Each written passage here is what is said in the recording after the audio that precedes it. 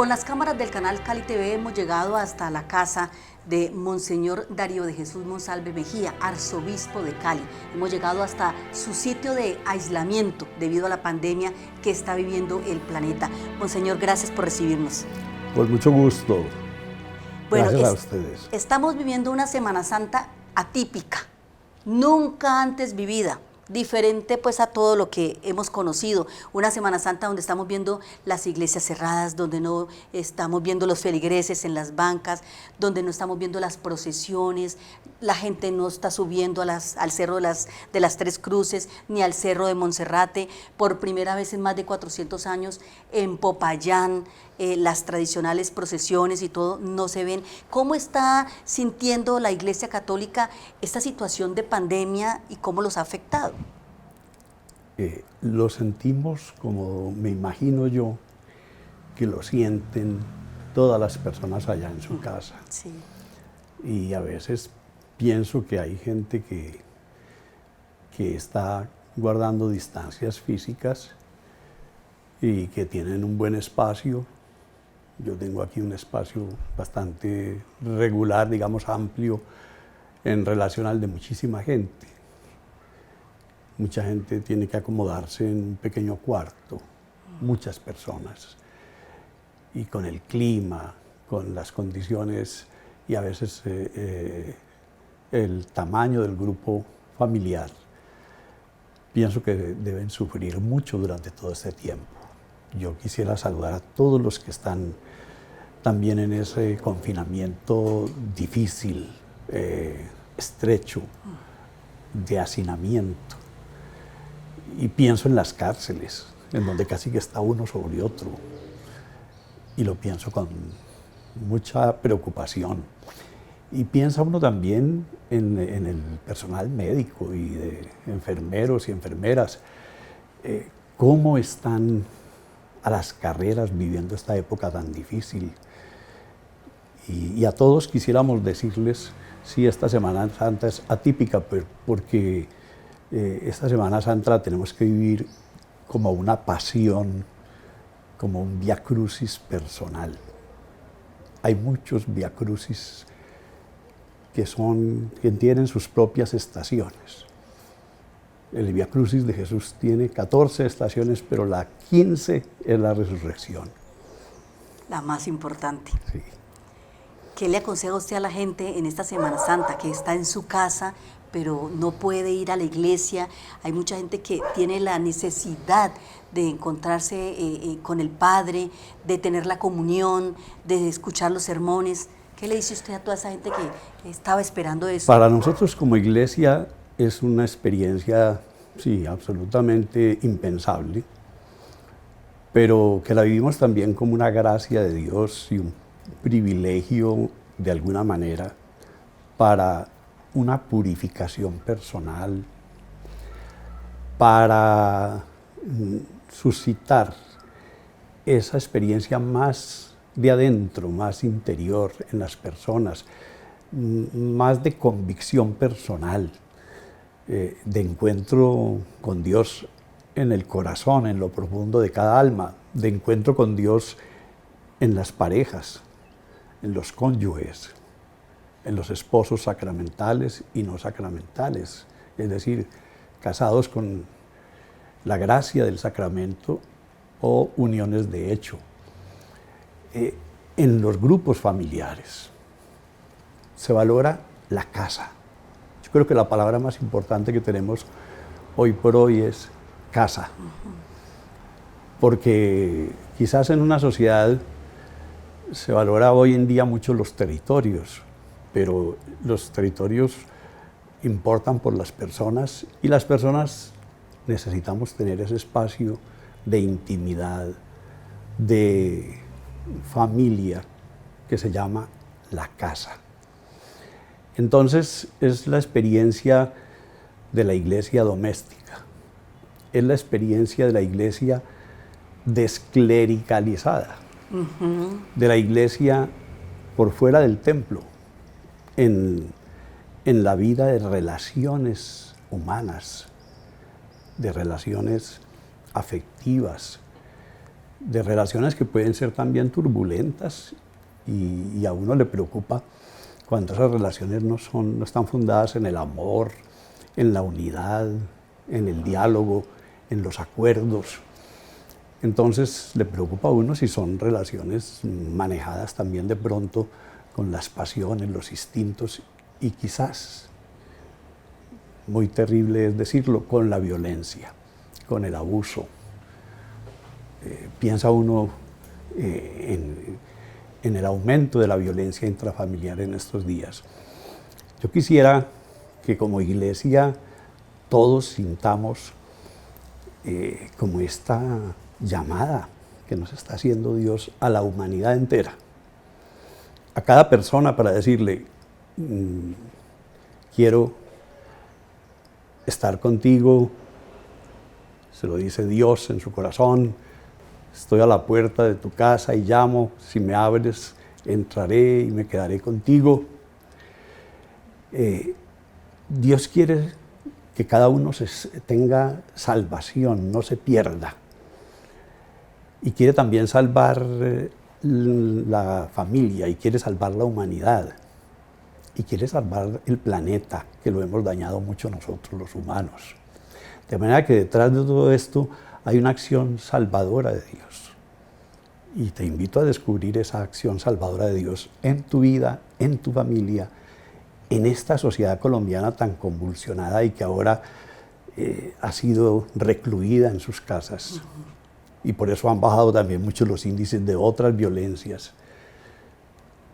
Pero que aún esas violencias subsisten, aún en estos tiempos, en estos días siguen matando líderes sociales, siguen asesinando excombatientes que se habían acogido a un acuerdo de paz, siguen haciendo ataques grupos armados.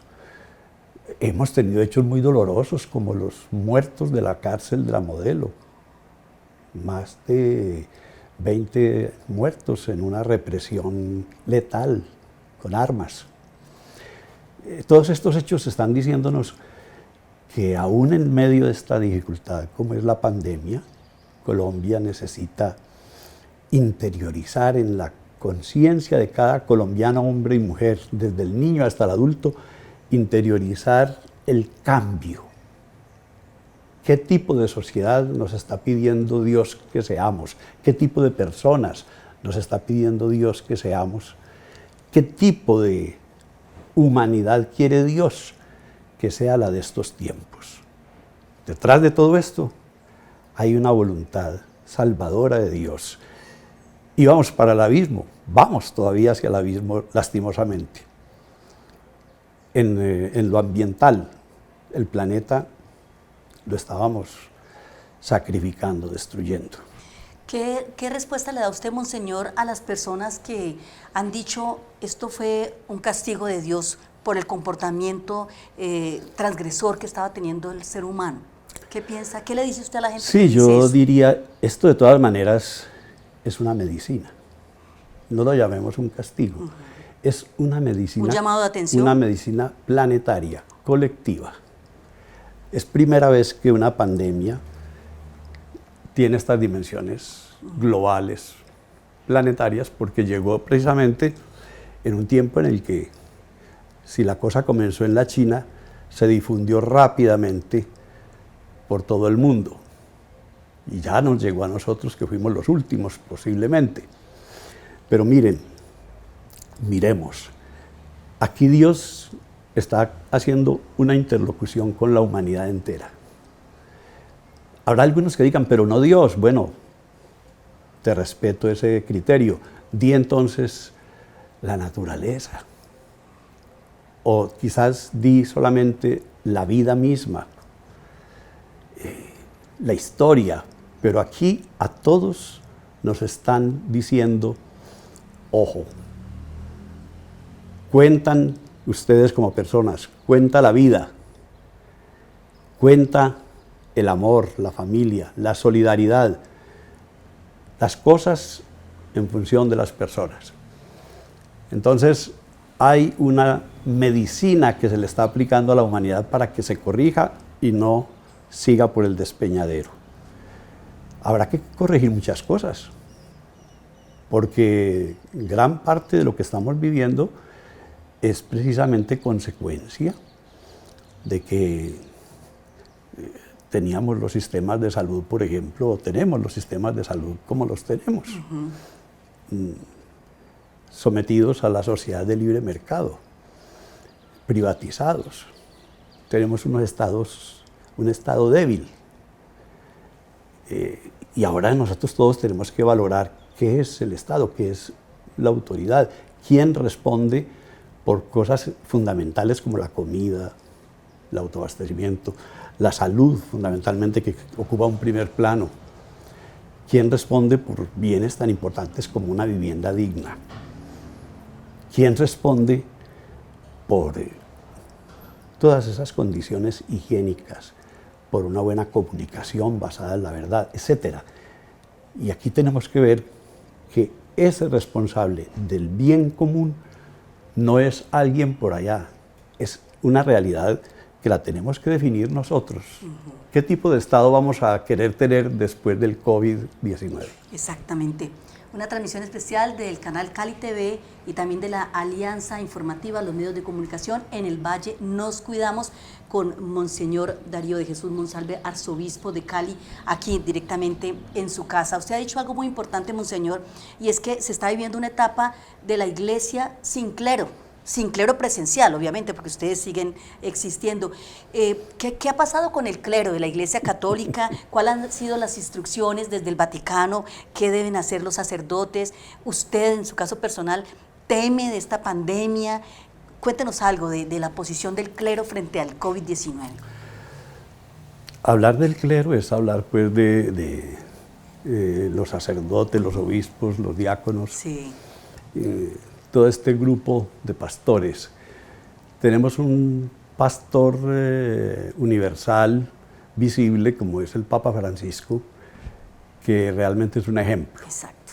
Y está marcando una pauta con su reflexión, su sencillez, con su narrativa universal, que le llega a toda la humanidad y que reivindica todos estos derechos de los más débiles, de los más pobres, de los inmigrantes, pero que también reivindica el derecho de todos y el deber de todos a cuidar de la casa común, a tener una casa común. Entre muchas cosas, porque el Papa lo que está ayudando a hacer también es una reflexión a la luz del Evangelio, a la luz de la palabra de Dios. Nosotros los sacerdotes, los obispos, los diáconos, en cada iglesia particular, en cada diócesis, nosotros aquí en la de Cali, hemos tenido que desarrollar mucho nuestra creatividad. Indudablemente esta es una época de nueva pastoral.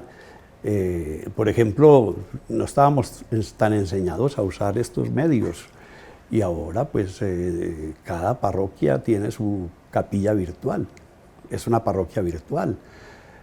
Y yo mismo me doy cuenta aquí por la parroquia María Reina, la cantidad de gente que está vinculada a la misa con sus sacerdotes. ¿Desde un computador o desde un celular? Desde un celular. Ayer yo hacía, por ejemplo, la reunión de la provincia eclesiástica del Valle del Cauca, los obispos de Buenaventura, Cartago, Buga, Palmira, Cali, y los obispos auxiliares, y la hacíamos virtual. 2 horas de reunión virtual, interesantísimo. Y así hacemos el comité cada 2 o 3 días, el comité de crisis, en el que participan alrededor de 10 personas, o el consejo presbiteral, en donde participamos 20, 22 personas, y lo hacemos también virtual cada semana. O tenemos incluso todo el presbiterio en un, ¿cómo se dice eso? En un Zoom, pues sí. Tienen su espacio virtual para escribir, manifestarse. Ahora. Entonces, leer mensajes de 200, 300 sacerdotes que están conectados a la red, unos con otros. Tocó actualizarse. Actualizarnos. Estamos preparando una asamblea general del clero. ¿Para cuándo? Casi 300 sacerdotes la estamos preparando en estos días, virtual. Increíble. Donde vamos a poder hablar todos los sacerdotes de esta arquidiócesis de Cali, vernos, informar cómo vamos.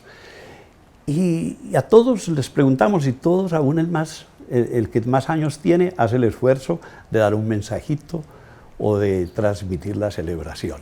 ¿Hay alguno que se haya enfermado por el COVID?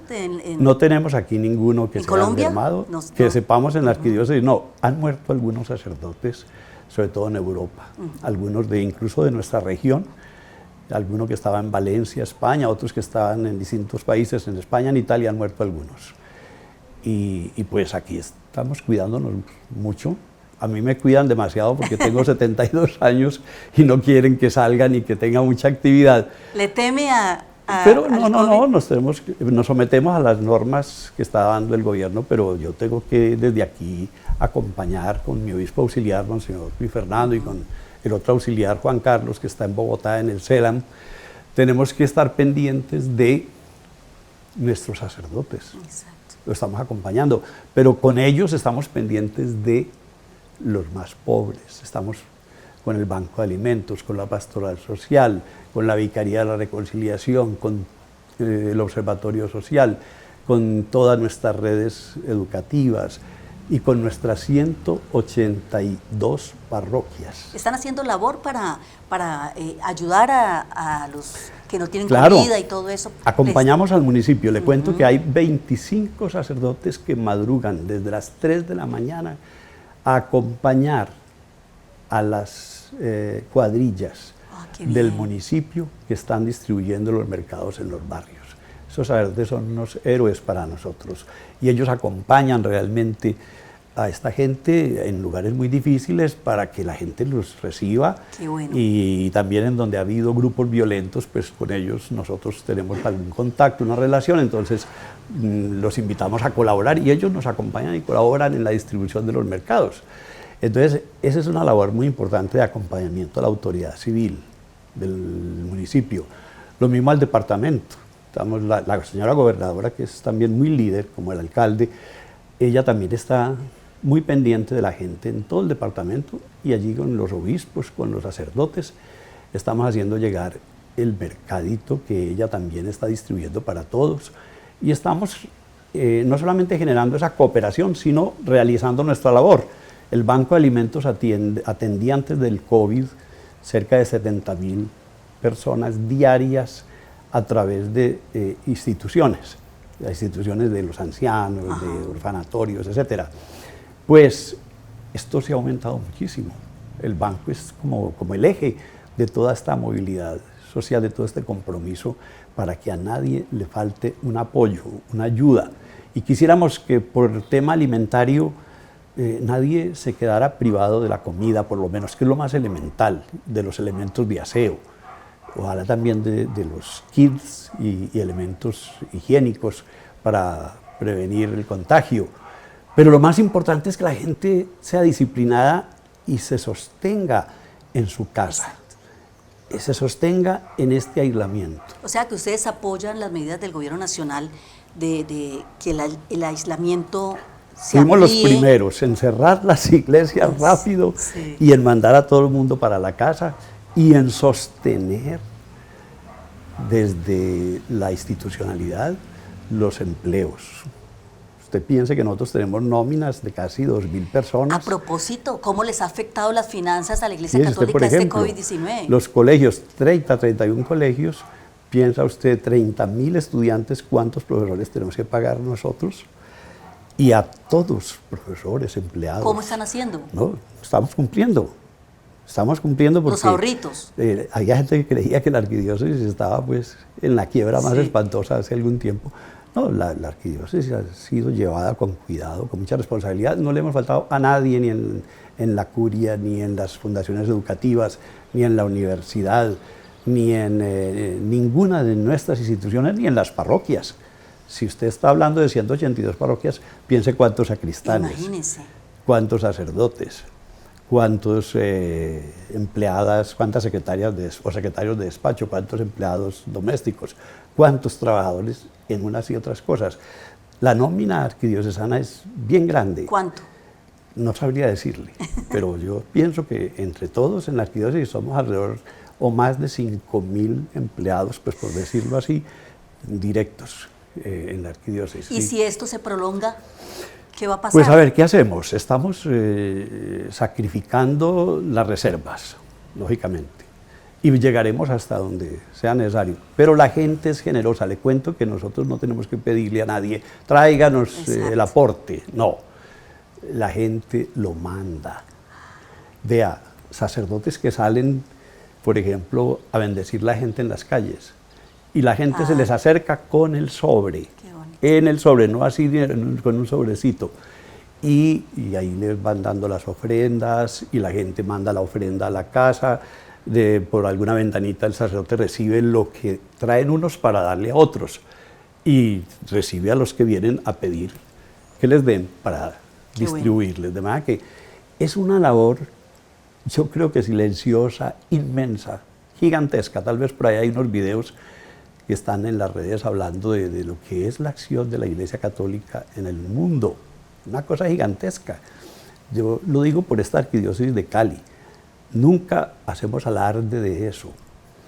Pero si usted comienza a mirar, entonces no solo acompañamos las autoridades, sino que también ejercemos nuestra propia motivación religiosa para la solidaridad, para la convivencia, para construir paz.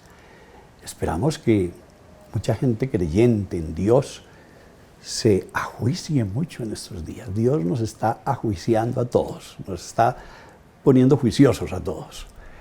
Y que así sean muy difíciles las circunstancias, nadie se vaya por el lado del desespero ni de la violencia. Yo también estoy atendiendo a la línea telefónica y creo que muchos sacerdotes ya tienen horario para atender a muchas personas. Hay personas que se llaman desesperadas. Hay personas que la convivencia les es muy difícil y que ya han pensado en pelear o en divorciarse o bueno, se han separado. Entonces también atendemos hasta algunos que han pensado de pronto en lo más extremo, que han tenido tendencias suicidas. Los atendemos en las líneas telefónicas. Tal vez no les podemos dar la absolución, pero le damos una bendición y una buena orientación. Qué bueno. Una transmisión especial directamente desde la casa del arzobispo de Cali, Monseñor Darío de Jesús Monsalve Mejía, para el canal Cali TV y para la Alianza Informativa En el Valle Nos Cuidamos. Hablando de eso, de las que reciben ustedes llamadas, que usted tiene sus reuniones, el Papa también sus audiencias, el apostolado del Papa, que por un lado, claro, acata toda la norma, cierra las iglesias, el Vaticano. Pero aún así visita al Cristo de la peste, a María de la salud de los enfermos, exactamente, de los romanos. Y él le dice también a los sacerdotes, por un lado dice, sí, el gobierno tiene razón, todo el mundo en casa, pero ánimo sacerdotes, sigamos apoyando la comunidad. Incluso habló de que la iglesia se vuelva como en un hospital de campaña, en caso tal. Yo recuerdo en el año 85, cuando la tragedia de Armero, que nos tocó cubrir esa información, la iglesia de Lérida dejó de dar sus misas y convirtió la iglesia en un lugar a donde llegaban todos los socorristas, corrieron todas las bancas y todos los socorristas dormían allí, incluso los periodistas llegamos a dormir allí, o sea, se volvió hospital de campaña. Mi pregunta, monseñor, es si de pronto, si esto se nos crece mucho, la curva llega a donde no queremos que llegue, ¿estaría dispuesta la Iglesia Católica a convertir sus templos en situación de donde lleguen los enfermos y ser apoyo a los hospitales? En restaurantes, porque los templos no tienen instalaciones sanitarias y sería terrible, pero lo que fuere. Yo le he dicho a los sacerdotes, hay que hacer lo que nos toque hacer para acompañar, para ayudar, para acoger a la gente. Y de veras, estamos dispuestos a incluso también a seguir ese ejemplo, no solamente pues, de Jesús, que se distingue por la compasión, la capacidad de padecer con los demás, que se caracteriza es por la cercanía, porque incluso rompe las barreras de la prohibición, la lepra, por ejemplo. No se podía, todo leproso quedaba excluido de la sociedad. No se podía acercar a nadie, ni menos tocarlo. Claro. Y Jesús toca a los leprosos y los sana. Exacto. Y los reintegra a la sociedad. Nos manda que se presenten a la autoridad, al sacerdote, para que certifique que está sano y que puede reintegrarse a la sociedad. Esa actitud de Jesús, en donde el leproso, el estigmatizado, la mujer señalada o estigmatizada por su conducta, o cualquier persona, aún el fariseo que lo persigue, o aún la autoridad militar del centurión romano, el jefe de 100 soldados, o de las autoridades. Jesús nos muestra que tenemos que ser capaces de ver a Dios en el prójimo y de verlo a Él, Jesús, en el que sufre, en la víctima, en el enfermo. Y por eso ese ejemplo de Jesús se ha ido dando en la historia. La Iglesia habla de santos como San Juan de Dios, le da el nombre de los hospitales, o San Camilo de Lelis, santos que actuaron en grandes pestes. Exacto. Hagamos como un recorderis de esas grandes pestes de las cuales habla la Biblia y cuál fue la misión de la Iglesia y el comportamiento de la gente. Si hubo aislamiento y todo eso, como lo que estamos viviendo hoy en día con este COVID-19. Sí, las pestes pues no son de ahora. Exacto. La humanidad ha tenido pestes desde siempre, desde que existe. Y yo diría que la peste es, por eso dije al principio que es como una medicina. Cuando al rey David, después de tantas aventuras pecaminosas, volvía a arrepentirse y volvía a postrarse delante de Dios y a pedir el perdón, pues los profetas le decían de su tiempo, entonces le decían, bueno, el Señor te pide que escojas entre la guerra de tus enemigos, entre la ruina económica, entre la peste, en fin. Y David escogió la peste, dijo, prefiero estar en manos de Dios y no en manos de los hombres. Y bueno, la peste era la peste, era una enfermedad y ponía en riesgo la vida y morían muchas personas con la peste. Pues eso siempre se ha dado, pero siempre hemos tenido, en primer lugar, esa confianza de que también en estas situaciones trágicas Dios está de alguna manera actuando. Como les decía al comienzo, está salvando personas, sí, vidas, así algunos sean contagiados.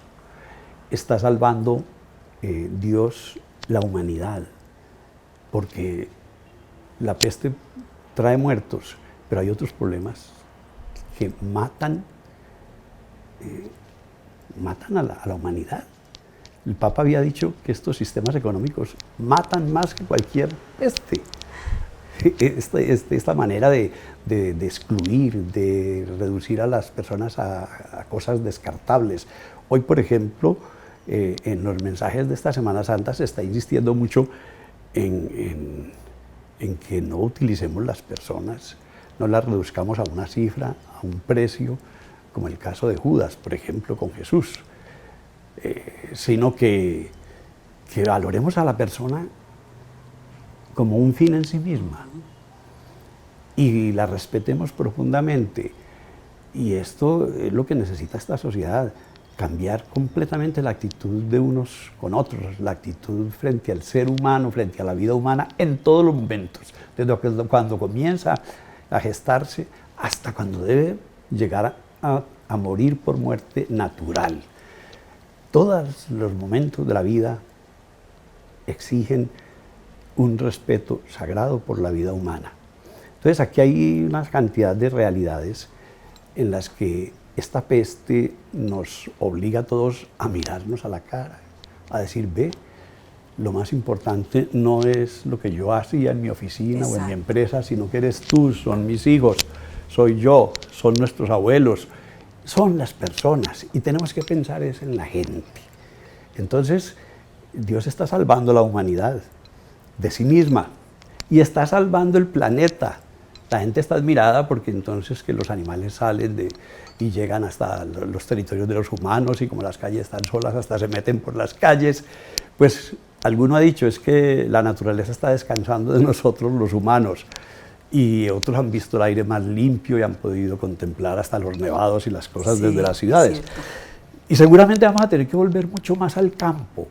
Tal vez tengamos que hacer un retorno al campo, a la producción alimentaria, agrícola, a un autoabastecimiento. Tal vez tengamos que regresar un poco a esas épocas en que el país producía lo que consumía. La familia producía gran parte de lo que consumía, lo producía en su casa, en su finca. A un país que valore más a los campesinos, a los indígenas, a las negritudes, a las gentes que están produciendo alimentación.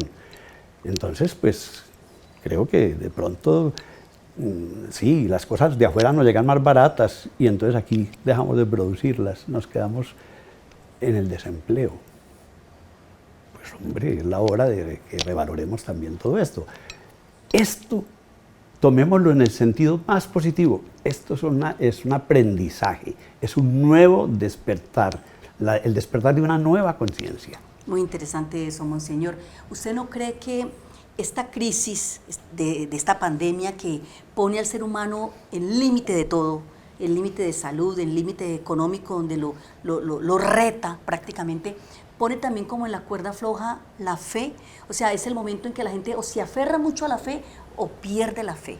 ¿Qué puede pasar con esta pandemia y la fe de la gente? Mire, muy interesante la pregunta, Gracias. Pilar. Yo creo que este es un tiempo en que Dios está mucho más cerca de los hombres y la humanidad está más cerca de Dios, pero siempre entre Dios y los hombres hay unas barreras. Una barrera es la muerte. Todos le tenemos pánico a la muerte y a Dios, de alguna manera, como que no le perdonamos que nos haya dejado esa realidad de que nos tenemos que morir. Mucha gente quisiera perpetuarse, no morir, pero ¿qué nos ha dicho el Señor? Ustedes tienen también que considerar esa realidad. Y tal vez en esta época de pandemia muchos digan, no nos vaya a hablar de la muerte. No, también está muy cerquita esa realidad. La sentimos cercana y tenemos por dentro que aceptarla y reconciliarnos con ella. Así nos tengamos que proteger para que no se nos anticipe por un virus, sino que vivamos lo que Dios nos tenga para vivir.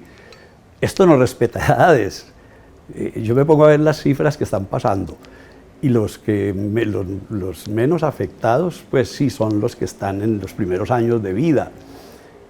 Y en segundo lugar, los más afectados somos los viejitos también, los de más de 70 años.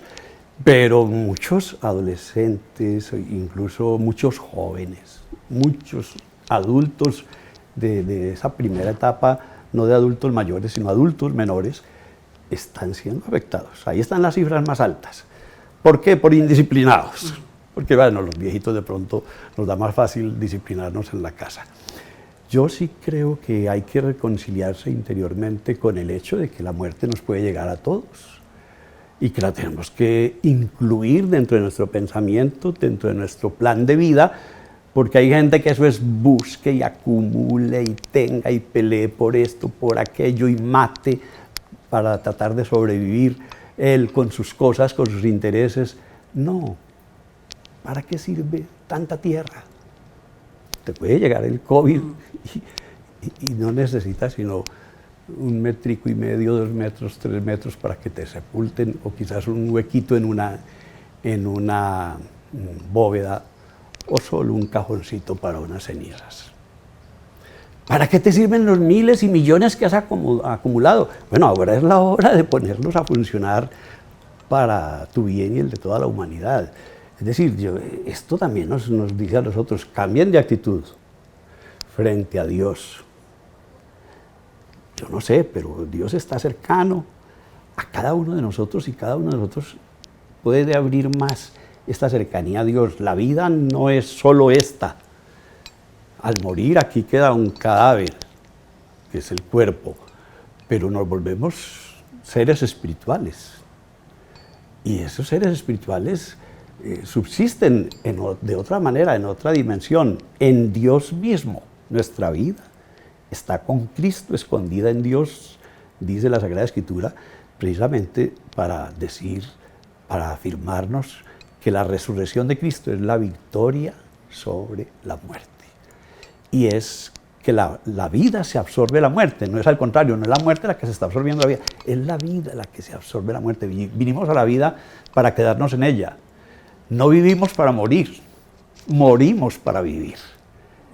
Y es el vivir eterno el que le da sentido al vivir temporal y al paso por la muerte. Entonces, la esperanza hay que fortalecerla. Y el trato con Dios en la persona de Cristo resucitado nos ayuda a todos.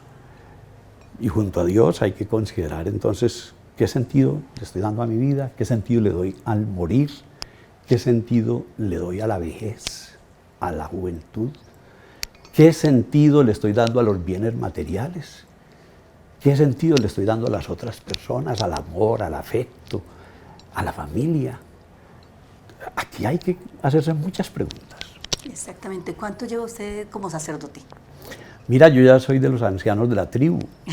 Tengo 72 años de edad, de los cuales 44 como sacerdote. ¿Y había llegado a vivir una situación tan extrema como esta? Y de esos 44 llevo 27 como obispo y jamás había visto una cosa de estas, ni la había pensado. Esto me toma completamente de sorpresa, como a todos creo, y estamos aprendiendo, y tenemos que aprender todos. Yo no me las sé todas tampoco, yo estoy aquí aprendiendo como ustedes, pero hay algo que sí podemos hacer y decirnos, nos queremos, nos amamos, porque previamente a que yo quiera a alguien, a que alguien me quiera a mí, alguien y yo hemos sido amados. Hay una expresión muy bella en la Sagrada Escritura, y es que cuando le preguntan a Juan, el evangelista, ¿quién es Dios? Dice 3 palabras. Dios es amor. El que no ama no conoce a Dios, no es de Dios. El que dice que ama a Dios y no lo ama en la persona que está a su lado, dice que ama a Dios a quien no ve y no ama a la persona que sí ve, es un mentiroso. Esto es muy importante porque es el amor, en último término, el que nos ha creado. Estamos aquí porque alguien nos ama. Es el amor el que en una cruz nos ha redimido. Me amó y se entregó por mí, dice el apóstol Pablo, Gálatas 2:20. Me amó y se entregó por mí. Es el amor el que en último término nos va perfeccionando y va unificando a la humanidad. Mire, el COVID ahora nos incluyó a todos. Resulta que ahora la palabra más, la orden del día es la inclusión, pero no la inclusión en la pandemia, porque todos queremos que no me incluya ya. Yo no quiero que me contagien ni contagiar a nadie. La inclusión en el corazón, tengo que incluir en el corazón a todos, la inclusión social, la inclusión en la participación de los bienes, en la construcción del bien común, del bienestar común, la inclusión en el corazón de Dios. Allí comenzó la inclusión, Dios nos incluye a todos en su corazón. No te prives de conocer la verdad del amor. Y la verdad del amor es tan hermosa, tan profunda, que cada uno está llamado, cada uno y cada una llamado a desposarse con el amor. No con el amado ni con la amada, sino con el amor. Por eso dice Dios es amor. Entonces el amor es una persona, incluso es muy bonito. San Pablo en la primera carta a los Corintios capítulo 13 hace una cosa hermosa que se llama el himno del amor. Y hay un librito muy lindo en el Antiguo Testamento que se llama El Cantar de los Cantares, que es la vida como un romance, como un enamoramiento entre el amado y la amada. Y resulta que el amado, el amante, el que nos ama es Dios. La amada es la humanidad y lo que mueve a la humanidad y a Dios es el amor. Dios es amor. Y por eso nos mandó a Jesús, porque el Padre ama a Jesús y el Espíritu Santo es el amor entre el Padre y Jesús. Pero es el amor también del Padre y de Jesús a la humanidad entera. Tanto amó Dios al mundo Tanto amó Dios al mundo, dice Jesús a Nicodemo en el capítulo 3 de San Juan, versos 16 y 17. Tanto amó Dios al mundo que le dio a su Hijo único, para que todo el que cree en Él no perezca, sino que tenga vida eterna. Porque Dios no envió a su Hijo al mundo para condenarlo, sino para salvarlo a través de Él, por medio de Él. Entonces, la invitación es: no te prives de este enorme horizonte, esta gracia gigantesca que es descubrirte amado. Y si te reconoces amado, eres capaz de amar al otro. Y si eres capaz de amar a otro, ese otro y tú somos capaces de hacer, conocer y amar al amor. Hay amor con A minúscula, el que nos tenemos nosotros. Pero hay un amor con A mayúscula, el que Dios nos tiene a nosotros, es el amor primero. Y ese amor es el que hay que conocer y amar. Y hay que desposarse con el amor. La muerte es como la entrada a esas nupcias eternas con el amor mismo. En la vida buscamos el amor de los demás. Somos buscadores de amor, somos limosneros de amor todos. Todo el mundo quiere amar y que lo amen. O siente la necesidad, y si no lo aman, de pronto hasta se vuelve violento. Dicen que la violencia es una falta de amor, quizás desde el seno materno. Quizás desde esa unión de un óvulo con un espermatozoide ya de pronto no era el fruto del amor, sino de otras cosas. Pues bien, si es el amor el que nos mueve a ser buenos, o a veces a ser violentos, para reclamarle a la mujer porque me traicionó con otro, entonces pues tengo que acabarla a ella y al otro. En el fondo, cuando llegan ante el juez, dicen: no, pues es que yo la amaba y era mi vida. Pero por Dios, el amor tiene que ser el amor a algo más grande. Detrás de la esposa y detrás del esposo, mira ese amor con A mayúscula que es Dios. Y entonces vas a entender que al que no le puedes fallar nunca es al amor que te creó, al amor que dio la vida por ti, al amor que te espera al final de la vida. Cuando cierres estos ojos y te quede aquí solamente un cadáver, te está esperando el amor que te creó y te redimió. Muy bien, Monseñor. Podríamos, aprovechando que estamos en Semana Santa, hacer un paralelo entre el Vía Crucis de nuestro Señor Jesucristo y el Vía Crucis que está viviendo la humanidad por esta pandemia. Sí, Pilar, es un Vía Crucis. Son esas 14 estaciones que comienzan desde la sentencia de Pilato a Jesús, cuando lo sentencia a muerte, y que terminan allá en el Calvario, cuando Jesús muere crucificado, su cuerpo es descendido de la cruz y puesto en los brazos de María, la madre de Jesús, y por lo tanto la madre del Hijo de Dios, la madre de Dios y madre nuestra, porque Jesús nos la dio al pie de la cruz. Y en brazos de María pasa a ser puesto rápido en un sepulcro. Y pasa un sábado, que es el día de descanso de los judíos, de los hebreos. Y entonces lo tienen que sepultar rápido. Y al domingo van las mujeres amigas cercanas a Jesús a hacerle todos los cuidados al cadáver, a perfumarlo, a ponerle todas las tradiciones con los difuntos, y encuentran que ha resucitado. Y al tercer día, muere el viernes, pasa el sábado, y en el amanecer del domingo ha resucitado.